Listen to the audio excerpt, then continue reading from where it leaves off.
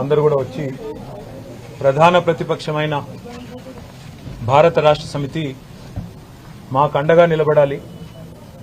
ఈ రాష్ట్రంలోని నిరుద్యోగ యువత మరి ఆనాడు కేసీఆర్ గారి ప్రభుత్వం ఉన్నప్పుడు కూడా మేము ఆనాటి ప్రభుత్వం మీద పోరాటాలు చేసినాము. మీరు 9.5 సంవత్సరాల పాటు ఆనాడు జరిగిన ఉద్యోగ నియామకాల్లో పారదర్శకంగా చాలా పెద్ద ఎత్తున నియామకాలు జరిగినప్పటికీ అక్కడక్కడ చిన్న చిన్న పొరపాట్లు జరిగినప్పుడు మీ మీద కూడా పోరాడాము. అదేవిధంగా ఈరోజు ఇప్పుడున్న కాంగ్రెస్ ప్రభుత్వం ముఖ్యంగా మాకు ఎన్నో హామీలు ఇచ్చింది. ఆ హామీలు అమలు కావడం లేదు.